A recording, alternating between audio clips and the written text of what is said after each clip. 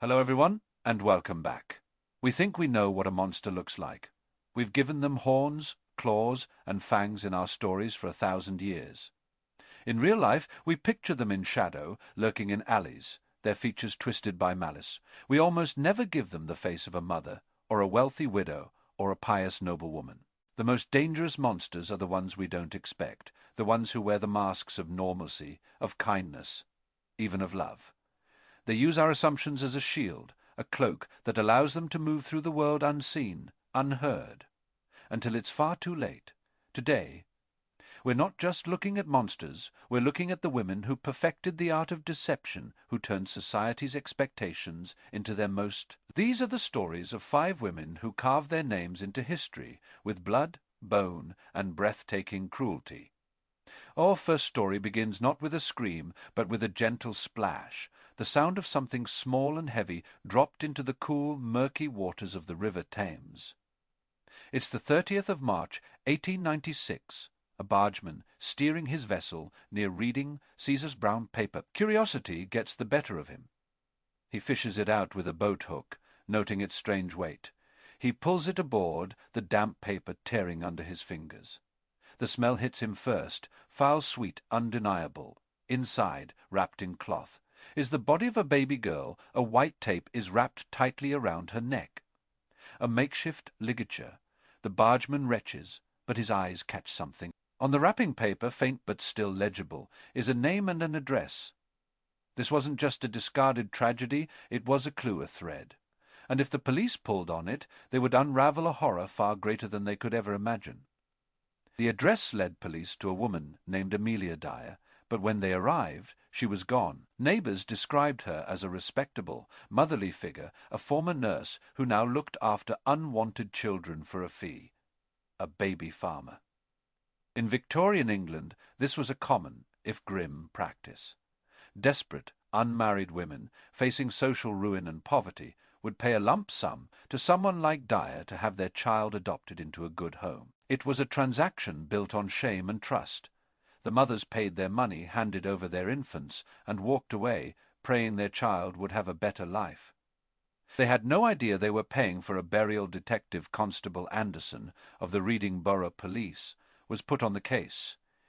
He began to dig into Dyer's past. He discovered this wasn't her first brush with the law. Years earlier, she'd been sentenced to 6 months of hard labor for neglect after a doctor grew suspicious about the number of infant deaths in her care.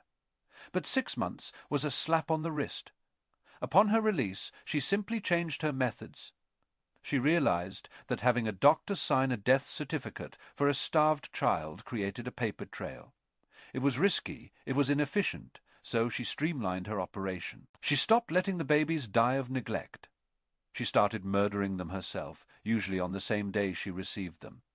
The white tape found around the first victim's neck was her signature, quick, quiet, and cheap. The adoption fee was pure profit, with no overhead for food or care. It was a business model, and business was booming. Anderson knew Dyer would have moved and changed her name. He decided to set a trap. He used a young woman as a decoy to write to a postbox address from an advertisement Dyer had placed. An ad promising a safe and loving home for a child. A meeting was arranged. When Amelia Dyer opened her door, expecting to meet another desperate mother, she was met by the cold eyes of the law. Her first words were telling. Staring at the policeman, she said, "You'll know all mine by the tape around their necks." It wasn't a confession of guilt so much as a statement of fact. A craftsman identifying her work. Inside her home, the police were hit by the overwhelming stench of human decomposition, even though there were no bodies. It clung to the floorboards, the furniture, the very air. They found stacks of pawn tickets for children's clothing, telegrams arranging adoptions, and a bundle of letters from mothers filled with anxious questions. "How is my darling child? Does she ask for me? Please send word that she is well." Heartbreaking pleas that Amelia Dyer had read and ignored before walking down to the river with another small package in her arms. The investigation then turned to the Times. The police dredged the river, and the true scale of Dyer's monstrous enterprise was revealed. One body was pulled from the silt, then another, and another. 6 more tiny skeletons were recovered in the following weeks. The white tape was there, a silent witness. The press called her the ogress of reading. The public was horrified, not just by the murders, but by the cold. This wasn't a crime of passion. It was a business. Dyer had preyed on the most vulnerable members of society, exploiting a system that shamed women and offered them no support. She was the dark reflection of Victorian hypocrisy. At her trial, she pleaded insanity. She'd been committed to asylums several times over the years, often complaining of suicidal thoughts. But the prosecution they argued her stays in the asylum were a calculated strategy to escape prosecution when her activities drew suspicion. Her own letters revealed a sharp, calculating mind, not a disordered one. The jury deliberated for less than 5 minutes. The verdict was guilty. On the 10th of June, 1896, Amelia Dyer walked to the gallows. She was asked if she had anything to say. She replied, "I have nothing to say." She had already said everything she needed to. The official victim count was around a dozen, but historians believe the true number is staggering, possibly reaching into the hundreds over her decades. Long career. She wasn't just a killer, she was a one-woman industry of death, turning parental hope into riverbed graves, all for the price of... From the grimy streets of Victorian England, we travel east to the vast, snow-covered expanse of 18th century Russia. An empire ruled by Catherine the Great, an empress who styled herself as an enlightened despot, a beacon of reason and law. But beyond the gilded palaces of St. Petersburg, in the sprawling countryside, a different law held sway, the absolute, unchecked power of the nobility over their serfs. Serfs were property, bought and sold with the land they worked. Their lives were not their own, and on an estate near Moscow, that reality was twisted into a living nightmare. For years, hushed and terrified petitions had been smuggled out of the Trinity. Sergievsky district. They told of a landowner, a noblewoman of high standing, who was a monster. They spoke of beatings, of torture, of young girls who vanished without a trace. But the authorities dismissed them. They were just the ramblings of disgruntled peasants. The woman they accused, Darya Nikolaevna Saltykova, was a wealthy, pious widow from a respected family. The charges were unthinkable. Saltykova, known as Saltykika, had been widowed at 26. Left in sole command of a massive estate and roughly 600 serfs. At first, there was nothing to distinguish her from any other landowner. But a darkness was festering within her. It began with fits of rage over trivial matters. A floor not washed clean enough, a dress not sewn to her liking. These rages would escalate into brutal beatings. She would use anything at hand, a hot iron, a log, a whip. She would tear at the victim's hair, slam their head against the wall, or pour boiling water over them. Her favorite targets were young women and girls, often those who were jealousy, perhaps, or a sadistic hatred for youth and happiness. The beatings grew more and more severe, often lasting for hours, until the victim was dead. Then the body would be unceremoniously dumped in a ditch or buried in an unmarked grave in the forest, and Saltykova would order her priests to say they had died of an illness. The terror on her estate was absolute. Everyone knew what was happening, but they were powerless. Saltykova had connections. She bribed officials. Any serf who dared to complain was returned to her for punishment, which was always death. She was the law for years. This rain of blood continued unabated. But Saltykova made a mistake. She murdered the wife of a serf named Yermolay Ilyin, and then attempted to have Ilyin and another serf, Savely Martinov, assassinated to silence them. They escaped, and they did something incredibly brave. They bypassed the corrupt local authorities, and after several attempts managed to get a petition directly into the hands of Empress Catherine the Great herself. Catherine was in a delicate position. She wanted to reform Russia, to create a society based on laws, not the whims of aristocrats. The Saltykova case was a perfect opportunity to make an example. It was a chance to show that no one, not even the highest nobility, was above the law. She ordered a full investigation. The task fell to officials from the College of Justice in Moscow. When they arrived at Saltykova's estate, they were met with a wall of terrorized silence. No one would talk. The serfs were convinced that even the empress couldn't protect them from their mistress. But the investigators were persistent. They promised protection. They slowly, painstakingly gained the trust of the witnesses, and then the floodgates opened. The stories poured out, each more horrific than the last. They told of girls being forced to stand naked in the freezing cold for hours, of being burned with curling tongues, of being starved and beaten to death in the cellars. The investigators compiled a list of 138 suspicious deaths. After a long and difficult investigation, they were able to definitively prove that Darya Saltykova had personally murdered at least 38 of her female serfs. The trial was a sensation. It lasted for 6 years.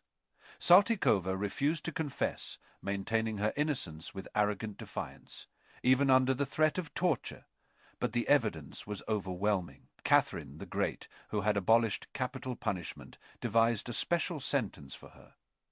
It was a masterpiece of political theatre and psychological cruelty. In September 1768, Darya Saltykova was taken to Red Square in Moscow. She was placed on a public scaffold for an hour, a placard around her neck that read, "This woman has tortured and murdered." This was her civil execution. Her name was stripped from her, along with her rank and property. She was no longer a noblewoman. She was no longer even a person. She was simply the woman. Then she was taken to the Ivanovsky convent and thrown into a pit, a cellar dug into the ground, with no light and no human contact, save for the guard who passed her food through a small slit. She spent 11 years in that total darkness, a ghost buried alive. Later, she was moved to a cell with a small window, where curious onlookers could peer in and see the infamous Saltykova. She lived in that prison for another 22 years, dying in 1801, a withered, insane relic of a bygone era of absolute power. She was a chilling testament to the fact that the most brutal tyrants can sometimes be found not on a throne, but in a country manor ruling a tiny kingdom of fear. Now we cross the Atlantic to the American heartland at the turn of the 20th century. A time of hope, of expansion, of lonely men seeking a new life on the frontier. And for these men, reading the personal ads in the newspapers was a common way to find a partner. One ad, in particular, stood out.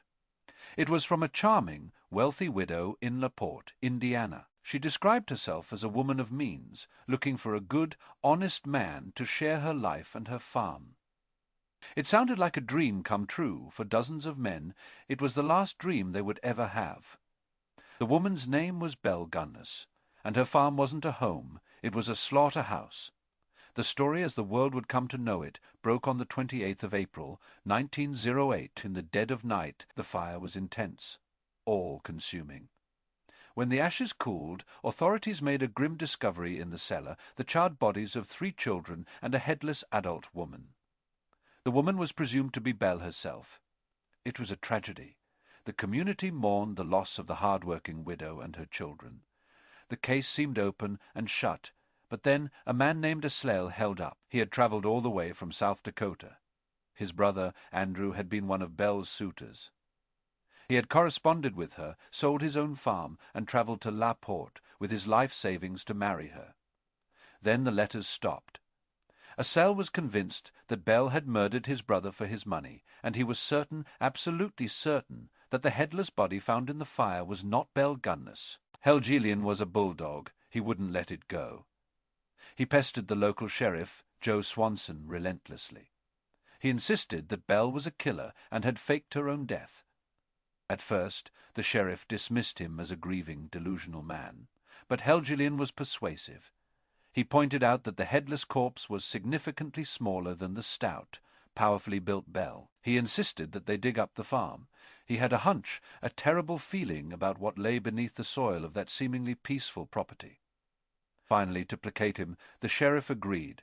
He hired a group of men, including Belle's former handyman, Ray Lamphere, who had recently been arrested for arson and was suspected of having been Belle's accomplice. They started to dig in the soft earth of the hog pen. What they found turned the town of La Porte into a national spectacle of horror. They found Andrew Helgelian, and then they found another body. And another. The ground was seeded with human remains, body parts, dismembered torsos, crushed skulls. The digging went on for days, turning the farm into a grotesque archaeological site. They unearthed the bodies of suitors who had answered Belle's ads, each one having arrived with a small fortune, only to vanish. They found the bodies of her own foster children, whose disappearances she had explained away. They even found the body of her own stepdaughter, Jenny Olsen, who had mysteriously disappeared years earlier. The story of Belle Gunness began to take shape. She was born Brynhild Paulsdatter Stoteset in Norway. She emigrated to the United States and married. Her first husband died of what was said to be heart failure, conveniently on a day when 2 life insurance policies on him overlapped. She collected the money and moved on. Her second husband, Peter Gunness, died when a heavy sausage grinder supposedly fell from a shelf and split his skull open. She collected that insurance money too. Her infant children also died of supposed stomach troubles. Each one insured. With this capital, she bought the farm in Port and began her Lonely Hearts scheme. She was a black widow on an industrial scale. Men would arrive full of hope. She would charm them, convince them to withdraw all their money and give it to her for safekeeping. Then in the night she would poison their coffee with strychnine. Once they were dead, she would dissect their bodies in her cellar, a process she called butchering, before burying the pieces in the hog lot. The estimated number of her victims ranges from 25 to as many as 40. She was one of America's most prolific serial killers, but the central mystery remained: was she dead? The headless body was never definitively identified. Many believed she had lured a transient woman to the farm, murdered her, planted her as a double, and set the fire to cover her escape with a fortune stolen from her victims. Ray Lamphere, the handyman, was convicted of arson, but acquitted of murder. He died in prison a year later, but not before confessing to a cellmate. He claimed that Belle had killed dozens, and that he had helped her bury the bodies. He swore that she had faked her own death and fled. For decades after the fire, there were alleged sightings of Belle Gunness all over the country. A woman in California, arrested for poisoning a man for his money, was thought to be her, but the connection was never proven. Belle Gunness, the Hell's Belle of Indiana, vanished into thin air, leaving behind a legacy of greed, a farm full of corpses, and an enduring, chilling American mystery. Our next tale takes us to a small, unassuming town in northern Italy. Correggio, during the darkest days of World War II life, was hard. Fear was a constant companion. People sought comfort where they could find it, in community, in faith, and sometimes in the occult. In the heart of this town lived a woman named Leonarda Cianciulli, a devoted mother, a kind neighbor, and the owner of a small shop where she sold soap and delicious tea cakes. She was also a fortune teller, and many of the local women trusted her with their deepest secrets and fears.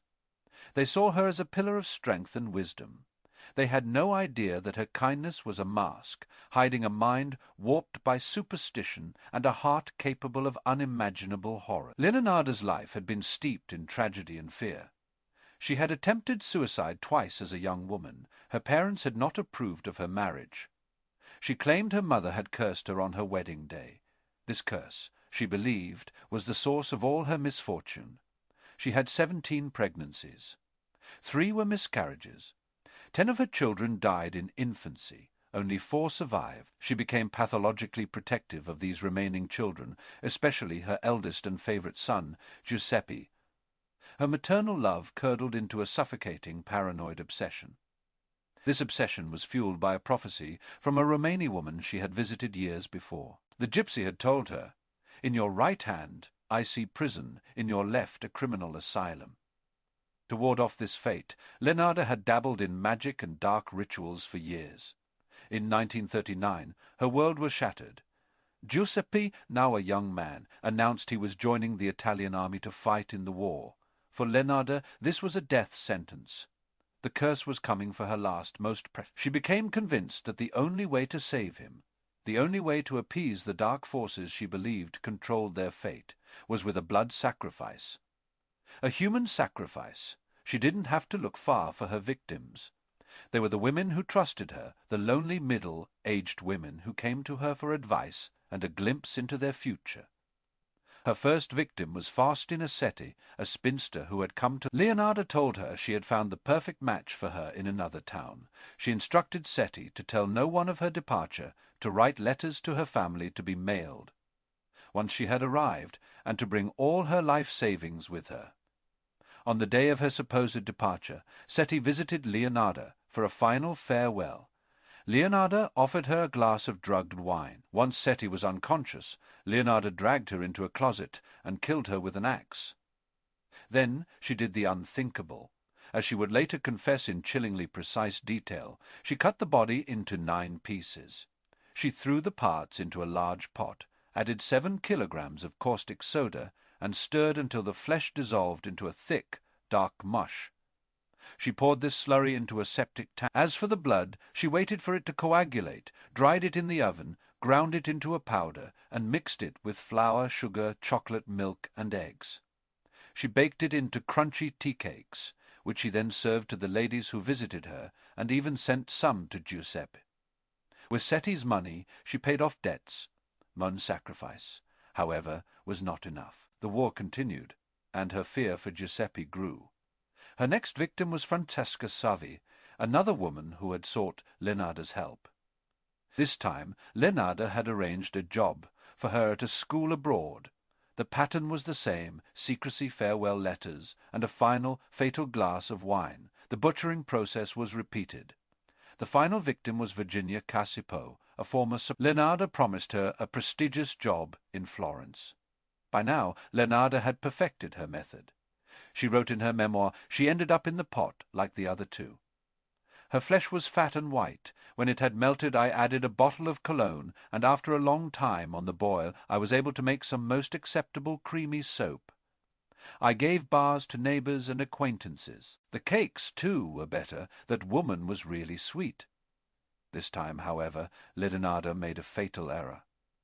Virginia Cassipo had a sister-in-law who was deeply suspicious of her sudden disappearance. She had seen Virginia enter Leonarda's house on the day. She vanished and never saw her come out. She went to the police. At first they were dismissive. Signora Cianciulli was a respect, but the sister-in-law was persistent. The police superintendent finally launched an investigation. He quickly discovered that Leonarda had been seen selling Virginia's clothes and possessions. He brought her in for questioning. Leonarda, confident in her cleverness, denied everything, but when the police threatened to bring in her beloved son Giuseppe for questioning, her resolve crumbled. She confessed to everything. She didn't just confess, she boasted. She corrected the police on details, proudly describing her methods for dispatching the bodies and her recipes for soap and tea cakes. Her motive, she insisted, was not greed, but a mother's sacred love. She had offered the souls of these women to protect her son. The court found her guilty. They did not send her to prison. They sent her to a criminal asylum, just as the gypsy had prophesied decades before.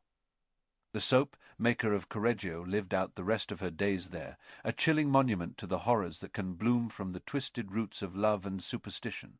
Our final story takes us to the Kingdom of Hungary at the turn of the 17th century, a land of brutal conflict, caught between the Habsburg and Ottoman empires. It is a world of stark contrasts, immense wealth and grinding poverty, chivalric codes and barbaric cruelty. And at the apex of this world stands a woman of almost unparalleled power, Countess Elizabeth Báthory. Her family was one of the most influential in Central Europe. They were princes, cardinals, and legendary warriors. She was brilliant, educated, fluent in multiple languages. She was also married into even greater wealth and power. From her impregnable fortress, Saltykova Castle, she ruled over vast estates. But beneath the veneer of aristocratic grace, a terrifying legend was taking root. Whispers, rumors that spread from the villages below the castle walls like a plague. Young peasant girls, hired as servants, would enter the castle gates and never be seen again. At first, they were dismissed as runaways. But the disappearances continued, year after year. The whispers grew louder, more specific. They spoke of screams in the night, of torture, of a countess whose vanity and rage knew no bounds. For years, these were just rumors. Who would dare to investigate a woman of Báthory's stature? Her family was too powerful, her connections too deep. Local officials were either in her pay or too terrified to act. Complaints were ignored, suppressed, but the sheer volume of disappearances became impossible to ignore. The stories began to reach the royal court in Vienna. The Lutheran minister of Antarctis, Istvan Szatmári, began to openly accuse the countess. Finally, in 1610, King Matthias had the scandal was becoming a threat to the stability of the kingdom. He ordered the Palatine of Hungary, Georgy Thurstot, a man who was both Báthory's cousin and her political rival, to lead an investigation. On the 29th of December, 1610, Thursfok and his soldiers staged a surprise raid on Georgy's castle. The accounts of what they found have become the stuff of horror legend. They claim they burst in to find a dead girl in the main hall, another dying, and a third woman wounded and tortured. In the dungeons they found others, chained and emaciated. It was the confirmation of everyone's worst fears. Thursfok immediately placed Báthory under house arrest and began a formal investigation. What followed was one of the most sensational trials of the era. Over 300 witnesses were called to testify. Their stories painted a cohesive and sickening picture of life inside Báthory's castles. They spoke of a sadistic, narcissistic tyrant who would fly into a rage at the slightest provocation. A dropped pin, a misspoken word, a perceived slight in the mirror, any of these could trigger an outburst of horrific violence. Witnesses described a ghastly repertoire of tortures. Girls were beaten with heavy clubs and whips until their skin was flayed. They were stuck with needles and pins. In the winter, they were stripped naked, taken outside, and doused with freezing water until they became living ice sculptures. They were burned with hot irons and pokers. They were starved for days on end. Some testified that the countess would bite chunks of flesh from their faces and arms. The motivation, it seemed, was a blend of sadistic pleasure and a desperate, vain attempt to preserve her own fading beauty. This is where the most famous part of her legend comes from, the story that she bathed in the blood of virgins to maintain a youthful complexion. This detail, however, is almost certainly a later embellishment. It doesn't appear in any of the contemporary witness testimonies. The reality, as described in the trial, was brutal enough without any Gothic fantasy. The true number of victims is unknown, but one witness, a woman identified only as Susanna, claimed to have seen a list in the Countess's own handwriting, naming over 650 victims. Báthory's 4 main accomplices. Her children's governess, 2 maids, and a local manservant were tried and found guilty. Their sentences were swift and brutal. 2 had their fingers torn out with pincers before being burned at the stake. The third was beheaded. But what to do with the Countess herself? Executing a woman of her noble birth was politically unthinkable. It would destabilize the entire aristocracy. So a compromise was reached.